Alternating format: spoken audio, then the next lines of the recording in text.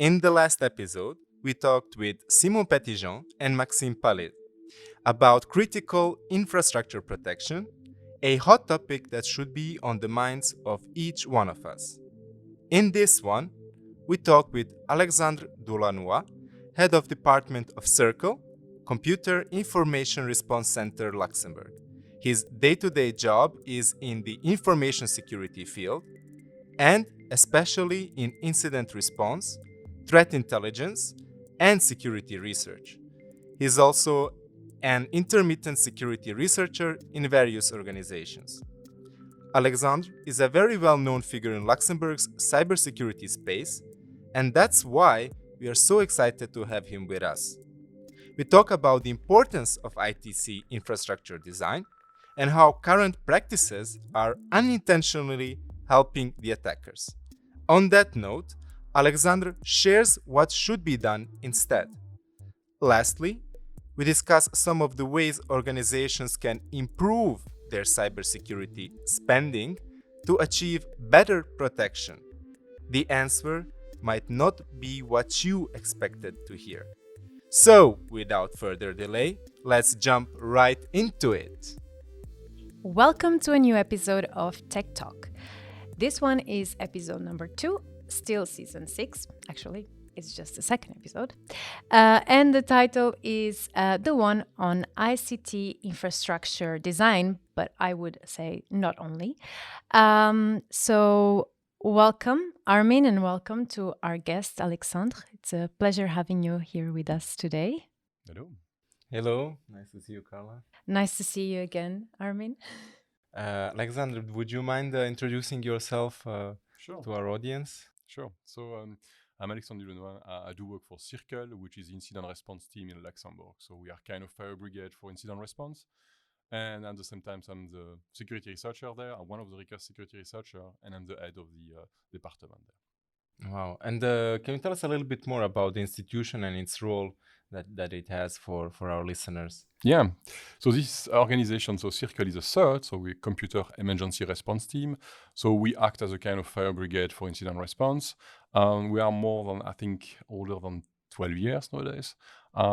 We basically are depending of the Ministry of Economy. So it's basically to secure the economy. So that's really important for Luxembourg. I mean, if you want to attract companies, organizations, and so on, I think you know that quite well. You need to have a secure economy, and for that you need to have secure infrastructures and so on. And as a CERT, we try to respond to incidents, but at the same time to improve security and being proactive on that. Wow. And we are here because you recently participated in our Cyber and Privacy Day event as a speaker, and you talked about zero trust paradox. What's that about? Yeah, so it's a kind of play word, I would say. Okay. So zero trust is, I would say, one of those kind of marketing terms that you can see on a lot of companies trying to sell securities nowadays and to simplify security. So it's a nice concept, but it's just theory. Behind the scenes, the practice of it is a bit dirty, to be honest. So if you look at the ICT infrastructures, and we can just look around here, we have a lot of cables, infrastructures, we have like 3 different brands of computers, different things that are connected between each other. So we have cables, IoT device, things like that. So usually built ICT infrastructures on existing infrastructures. And we are used to say that we are building on ruins. So on all equipment, all infrastructures, you never start from scratch really. And the zero trust paradigm would like that we start from scratch, that nothing is trusted, all is authenticated. But if we see the reality behind the scene is a bit different. Not everyone is authenticated. You have equipment that have not the proper security, that are never patched. For example, we have a Cisco device here. I'm not sure they are the latest versions, for example. We have microphones, some are more advanced. This one is quite, I think, old style, and that's good because, you know. But they are quite new, actually. That's great. But at least they are maybe not connected to the internet, except if someone is telling me the opposite. But that's really the thing. So I want to really explain that, okay, we have a lot of marketing terms and so on, but the reality of security is hard, and it's a complex system. And to build proper infrastructures and so on is hard and difficult. And if you could give it another name, not a zero trust paradox, but a more honest marketing name, how would you call it? That's a good question. I mean, I would say that if you really want to have something that is like secure and so on, probably secure would be something good. I mean, it's a good term. It's probably secure because you have investment into people that are securing the infrastructures, in the equipment that you are buying and managing, and so on. So it's probably secure. But a lot of infrastructure are not even at that stage. So they're not even probably secure. They are most probably unsecure. Yeah. Right. So clearly, the current ICT infrastructure design and practices are unintentionally but helping the attackers. But before digging into that, could you explain what ICT infrastructure design is and maybe explain a bit the practices? Yeah, sure. That's a good question. Indeed, if you build an ICT infrastructures and you need to be secure, you have a lot of balance to make. You have usability of users, and you have computers. You might complain because it's slow. You need to log in on different interface. I would say the social accessibility of the software is already hard. But the one that are designing such kind of infrastructure have to take that parameters and a different set of other parameters. And those parameters are super difficult to reach and to balance, especially security, cost, speed. And usually you cannot have security and speed together. It's tough. So that's, I mean, for someone that is building ICT infrastructures, you need to have a look at all the parameters. So it needs to be people that have a very good knowledge, not only on the infrastructure itself, the technical aspect, but how socially people are using it and how humans are using it. And that's really the challenging part, because a lot of security issues come from the attackers abusing either the social aspect of the human and the infrastructure, or both at the same time.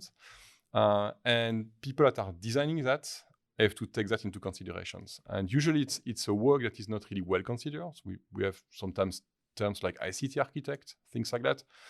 But usually you have a strong focus on the technical aspect and not on the long-term mentability on the thing. So it's really challenging for a lot of people to do it properly. So this work, I would say, is like not the most, I would say, under the sunlight or under the light. That is something that is really seen. It's really something in the background. And like we have a sound engineer that is doing the recording, he's in the background, but at the end, everything depends on him. If the sound is bad and so on, it's his fault. Thanks, and no Paul. one will blame him until that something is broken. So it's exactly the same for the ICT department. That's true. When it's smooth and everything is working, no one sees really the work behind. And that's really the difficult aspect.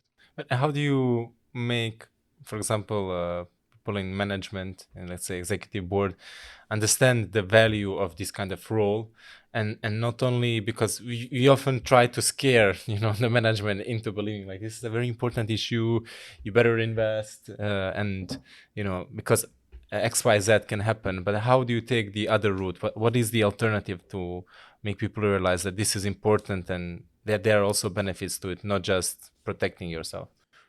I have a bad news there. Usually, people are thinking about security when it's too late. And if you look at ransomware cases, you basically see some in the press articles. You might see hospitals, others that have don't access anymore to their infrastructures due to an adversary that is basically ransoming an organizations. But if you see below the surface, you have much more incident than that. You have the things that are not visible, espionage, some cyber criminals activities, especially never reported because there's a cost behind and so on. And then usually management take decision about security when it's too late. So that means when they add an incident, sometimes the first incident, and sometimes it's even worse, it's after the third or fourth incident that they start to consider to invest into it. It costs a lot of money. The return of investment is hard on security. I think we have to say the truth. I mean, if you buy a security product, it's basically a cost. And, in a balance sheet, cost is not really the thing that you really want to have. Yeah. Should by that logic still the management be the one to make the ultimate decision on investment? I mean, yes, they have the power to allocate the budget, but should they be the one to make this call? I mean, if I've seen different organizations and I was involved in various incident response situations, and I've seen some CISO, for example, that really takes the role seriously and go to the board and was basically just like, knocking on the tables and was like, okay, we need to have this and this to at least limit the risk and impact of the next incident. Because it's not to not have incident, but it's to be proper, at least to do proper handling of the incident. And that's the difficult part. It could come from technical people, but usually when you have a board of management, it's rare that people are listened there. Sometimes it's the case, especially in crisis situations, or you have an incident, things like that. When you have, for example, a huge leak on the internet of all your personal data of your organizations, including customer data and so on, it starts to be complex. But on the other hand, it's a good opportunity to think about it and say, okay, now you see that there is a cost for security, but there's a huge advantage of taking care of security. I'm thinking that it's a bit like having insurance. Like you don't want to pay for it, but when something happens, you appreciate it and you realize, well, I'm glad I have it. It's indeed a good point, because for insurance, you see a kind of market of insurance regarding for cybersecurity. Oh, yes, that's right. And that's going in that direction to where they can insure. But another thing is, as sometimes the impact is so huge that the insurer doesn't want to insure anymore. So you end up into a situation that you have kind of civil responsibility insurance that is covering some of the cost, like remediation and so on. But for example, paying ransom, things like that, it might be tough. There are solutions sometimes, but we never advise to pay ransom. But sometimes you have companies that are in such, I would say, difficult situations, close to be bankrupt, for example, that they are paying the ransomer and the criminals. We do have a blog about insurance for cybersecurity, actually. Oh, yes. Good. Didn't know. nothing was prepared. Shall I take the next question? So as we mentioned, ICT infrastructure design decisions help and support attackers' practices. Can you tell us why? Yeah, so a lot of acquisitions nowadays on security equipments are not only, I would say, based on factual information, or I would say quantitative informations, but are based on the willingness, or at least the push of some marketing companies that are basically selling products, saying that it's magical. We have this term in security called magical black box. So people are buying like wonderful magical black box for securities. They don't exactly know what it's doing. There's some terms like artificial intelligence, machine learnings behind, but you don't exactly know how it works behind. And until you have an incident and you discover that it's basically not working there. So that means a lot of infrastructures, for example, the investment are going to the wrong place, to be honest. They are going into equipment infrastructure that are maybe not unnecessary, but going back to the basis, looking at log recordings, what the infrastructure are actually doing, maintaining it. And that's, obsolescence for IT equipment, ICT is like a huge problem. It's the same for security device, because when it's obsolete and you don't have any, security updates, maintenance contract, and so on, but your attack surface increased because you have more and more vulnerabilities. Attackers tend to abuse those machines and the infrastructure. So that's really important that when you set up an infrastructure, it's a living organism. It's an organical thing that you have to take care of. And a lot of organizations, and that's the pity, a lot of organizations have been targeted by ransomware, for example, had unmaintained equipment connected to their infrastructures, which was an entry point for the adversaries. So an infrastructure you deploy is increasing your attack surface. So you have to think about that, and you have to think a bit like the adversaries to understand how they are working on a day-to-day basis and how they could exploit your infrastructures. The main topic of our series is critical infrastructure protection. How does ICT infrastructure design decisions fit into it? Wow, critical infrastructures. That's a huge term. I've participated to many meetings, discussions at different levels about critical infrastructures and so on, and I think I have a strong position on that. I don't know if it's a diplomatic one, but I think everything can be considered as being critical. And my fear is nowadays is if you do security and you start to segregate between critical and non-critical infrastructures, a lot of organizations will tend to put everything non-critical to avoid to do security. Which is one of the most common issues. Is like, okay, do you take care of that and so on? And maybe some communication scheme or outbound communication that are critical for you are maybe not critical for the state, for an organization, and so on. So the criticity of an infrastructures might be very, very different. So if you look now at the war in Ukraine, I mean, you can see that the critical communication channels are mobile phones, things like that, or even internet access and so on. But in some countries, for example, internet access is not as critical as health and so on. But on the other hand, everything is relying on internet. So critical infrastructures, I think it's a dangerous term for, avoiding to do security on the non-critical one, or at least to make less investment. No, the question is more like, I would say that to really focus on things that are used for your activities and again your group, your organizations, your team, whatever, depending on how you organize, and then you define your criticity. Because you can have a third party defining it for you, this is critical infrastructures, then you don't see it. Another issue that a lot of critical infrastructures is not really the infrastructure itself, but it's more the impact that could have. And that's usually the thing that for the definition of critical infrastructure is how you define it. The problem is the impact you don't exactly know until you really have a real incident. So that's something that very difficult to quantify. You were mentioning before the talk about, art versus science. I mean, they're classifying critical infrastructures or equipment and so on might be a kind of art more than science. That's a very interesting point. I hadn't thought about it like that, actually. But yes, what is critical? Yeah. Yeah. So let's get a bit more general and talk about trends, sort of. In your work as security researcher and head of the department of the Computer Incident Response Center, what are the most common mistakes you see organizations make? This one that I mentioned in the presentation at your days at PwC, this one is for us the current main entry point for its adversaries. It's to exploit what we call public services that are online and publicly accessible. So you have to take a step back and look at what the attackers are doing, and especially how they behave. So it's, again, human. So every human and groups are lazy. So usually if you have two paths, you have a simple path and a complex path, the majority of human will take the simple path. And that's what the attackers are doing. They take, I think they are opportunistic. They take the simple path to compromise infrastructures. And one of nowadays, the most simple paths is public services. So that means publicly accessible services, such as VPN gateways, things like web services, and mail server. It's not a secret nowadays that, for example, Exchange server from Microsoft has a series of vulnerabilities that end up into multiple problems.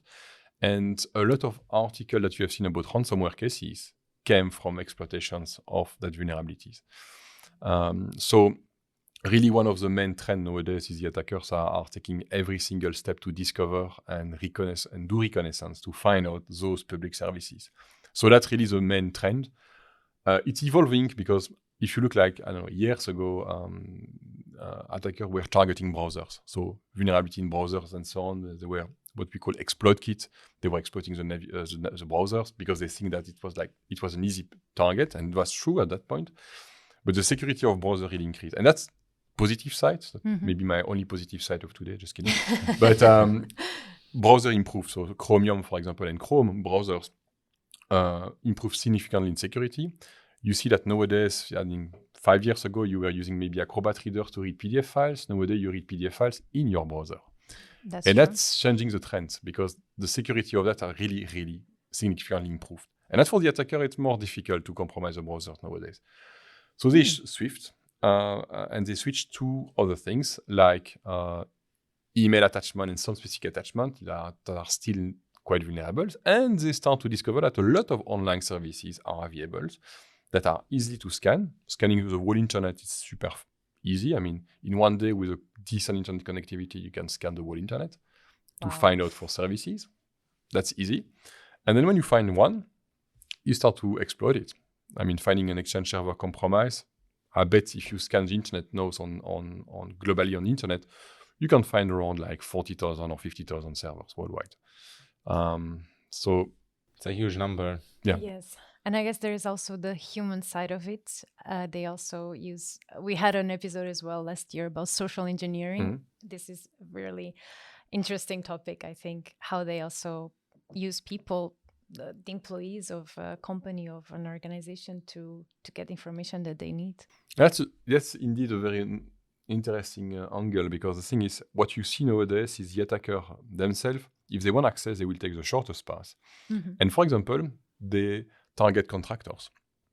So for example, if a contractor is having a VPN access to a company, I don't know, for example, if contractors have VPN access to PwC, that could be, I don't know. But for example, if the contractor is not like very happy in his work and so on, there are even forums where some teams are requesting access to specific organizations, and they got some money in exchange of that. So which is interesting, because then it's not technical at all. If you have already someone with a VPN access, that's it, token access and so on. Then on the other hand, on the social aspect, you see a real evolution on multi-factor authentications. Everyone knows start to have MFA, you might have a token, you might have an application on your phone and so on for multi-factor authentications, but there are some recovery mechanisms. And those are kind of loophole there. If I have lost my code, how should I do it? On my phone, it doesn't work anymore. But those kind of loophole are used by attackers too. Right. Yes, there's Exactly. always, Yeah. that's why we had like this case from a few years ago of Apple versus FBI, and then when Apple was saying that they don't want to open the back door because it can be open to everybody, right? So if they open it to FBI, it can be open to the adversaries. But how will this trend evolve in the future, and what can we do about it? Okay, first of all, I'm not a futurologist, so I cannot tell you what will be the futures. Yeah, and we love crystal ball questions. Yes, exactly. No, I see that there's a cactus on the table, so might use this as a crystal ball. So the thing is, there are still interesting things that are all concepts that the attacker are still using from the 80s. So if I'm going back to a very, very old case, there's one called the Robert Morris worm. So it was a worm done by Robert Morris Jr. that decided to brute force some computers. At that time, it was two types of computer on the beginning of the internet. It was the ARPANET. And he made a worms by just brute forcing password. Recently, we had a case in Luxembourg that we were looking with the colleagues, and the Morris worms had kind of 400 default passwords. Recently, we had a case with brute force email servers with account and so on. And the list of brute forcing for password was not 400 password, was 10 password. Wow. And they had a success rate of 10%. Wow. So if I want to take kind of crystal balls, on some aspect, I think a lot of, I would say, adversary techniques won't be so complex. Because we always talk about, complex espionage techniques, abuse on 0-day on mobile phone and so on. Yes, but that's edge cases. The real one are very, very simple. You still have like test account somewhere. You have a system that you set up, that a contractor set up that you don't know about, that is connected on your networks and so on. Those ones are easy entry point. And my guess is the adversary will continue to take the easiest path. That's my guess. That's very good. They will keep it simple. Yeah. What is one thing that you want to for our listeners to take away from this episode? So sometimes you have this kind of statement that for security you have to be paranoid and things like that. I think personally I'm not paranoid. So I'm doing security for like years. But the question is more like, what are the things that make more sense for you for protecting? And I remember that you had a lot of campaigns about things like don't write down your password and stuff like that, which was, I think, for me kind of awkward, because sometimes you want to write down a password. If you keep it for yourself, no one has access. If you put it on an Excel sheet somewhere, many people have access. So maybe writing down on a paper is not too bad. So, I mean, for a lot of, if I have an advice, common sense is really a good advice for a lot of security things. Complexity is something to avoid. It's easy to sell complexity, and it's difficult to sell minimal and simple things. And that's in security. When the systems are simple, it's easier to secure, and it's easier to maintain, to control, to see how it works, if an attacker has access to it, and so on. If you have much more complex system, it's much more difficult, and it's easier for an attacker to hide, continue to compromise infrastructures and so on. So I would say my take would be like, if you have to design new systems, ICT infrastructures and so on, always go for the simple solutions that you can have control on and avoid vendor lock-ins, things like that. And then you can better secure the infrastructures. That would be my general advice. And one last question. You said that it's usually more easy to sell what is complex. Why is that? That's this one is a question that will be even for art a good question. I think it's a lot of I would say human think that a complex systems mean that it has been like designed and intellectually interesting and so on, which is like, I think that is like for them is kind of magical. It's not like something that they could have done. On the other hand, if you have something that is very simple and so on, but I could have done it, so why I would purchase such kind of thing, which is very simple. But on the other hand, reaching simple system and so on is super complex because you need to get rid of things and so on. And at the end, you have to take the approach of the attackers too, to take the simple path, which is, I think, the thing. So the thing is, people are not sometimes willing to pay for things that looks like very simple, but they are really willing to pay for things that they don't understand. And that's why AI and things like that oversell.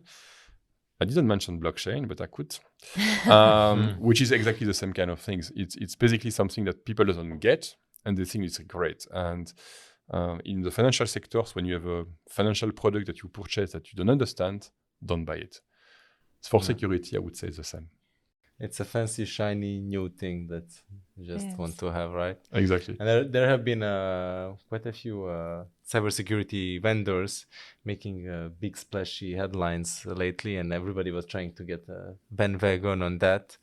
But now we know why. Well, that's all for me. Do you have any other questions, Armin? This was an absolute pleasure to listen to. Thank you so much for taking your time. Thank you. Thank you very much. Really great conversation. Bye-bye. And that's all for today. This is TechTalk, technology made simple over a cup of coffee. Don't miss out on any future episodes by hitting subscribe. Thank you for listening, and until the next episode.